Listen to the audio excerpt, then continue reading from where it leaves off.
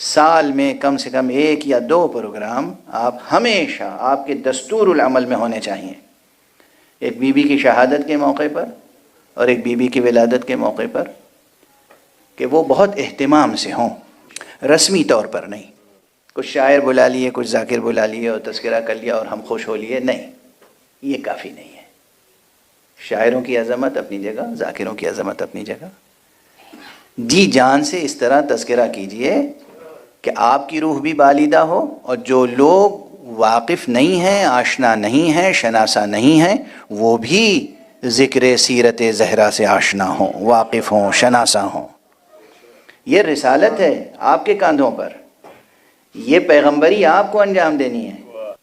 ساری دنیا، اس گلوب پر جتنے انسان ہیں، تمام انسانوں تک آپ کو بتانا ہے، پہنچانا ہے کہ محمد کون تھے، علی کون تھے، زہرا کون تھی، حسن کون تھے، حسین کون تھے، اور اس سلیقے سے پہنچانا ہے جو پہنچانے کے آداب ہوتے ہیں. دوستی کے بھی آداب ہوتے ہیں، دشمنی کے بھی آداب ہوتے ہیں. جو بے ادب دشمنی کرے وہ بھی اہل بیت والا نہیں ہو سکتا. دشمنی کے بھی آداب ہوتے ہیں، دشمنی کے بھی اخلاقیات ہوتے ہیں. میں کیا عرض کروں، دشمنی کے بھی اخلاقیات ہوتے ہیں.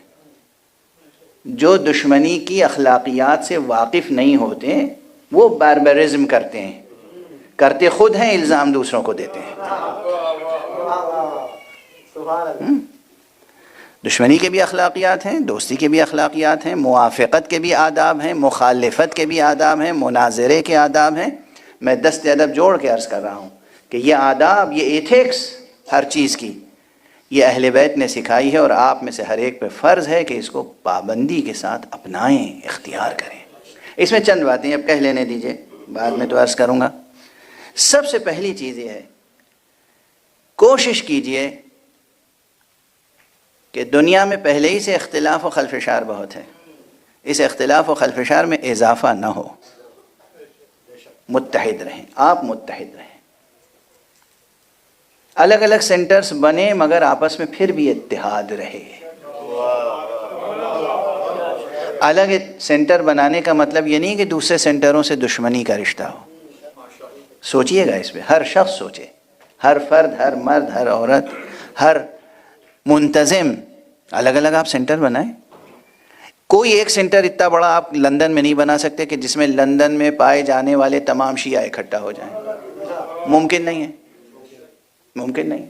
تو بنیں گے تو الگ الگ سینٹر، اور نسلیں بڑھ رہی ہیں، آبادیاں بڑھ رہی ہیں، ہجرتیں بڑھ رہی ہیں، تو ایک سے زیادہ سینٹر بنیں گے. اس سلیقے سے بنائیے کہ کسی 2 سینٹر میں فاصلہ اتنا کم نہ ہو کہ دونوں جگہ نماز جمعہ نہ ہو سکے. بنائیے، سینٹر بنائیے، مگر یہ ضد نہ کیجئے کہ ہم یہیں پہ بنائیں گے.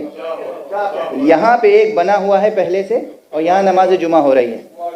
دوسرا بنائیے، شوق سے بنائیے، اتنی دور بنائیے کہ یہاں بھی جمعہ ہو سکے، یہاں بھی جمعہ ہو سکے شرعاً. یہ ایک انڈرسٹینڈنگ ہو، یہ ایک تہذیب ہو، یہ ایک تہذیب ہو. آپ ان سے خوش، یہ آپ سے خوش، دونوں کا سینٹر الگ الگ. آپ ادھر چلے گئے ڈرائیو کر کے، موقع آ گیا نماز کا، وہاں نماز پڑھ لی، وہ ادھر آ گئے، موقع آ گیا نماز کا، یہاں نماز پڑھ لی. دونوں کی نماز بیک وقت ہو اور صحیح ہو، درست ہو. اس میں کوئی مشکل ہے؟ ہم سینٹر بنانے کو تو منع نہیں کر رہے ہیں.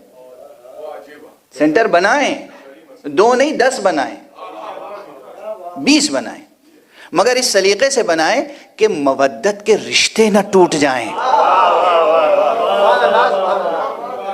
ہمیں پابند کیا ہے قرآن مجید نے رشتہ مودت کا، مودت کے رشتے.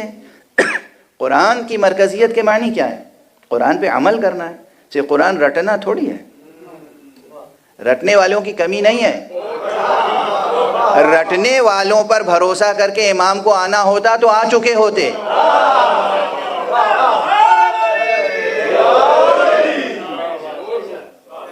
قرآن کو ازبر کرنا ہے، لیکن اپنے اندر بھی قرآن کو جلوگر کرنا ہے.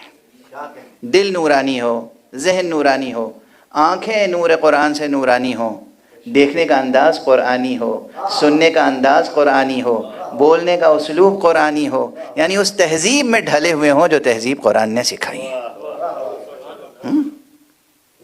یہ بہت اہم ہے.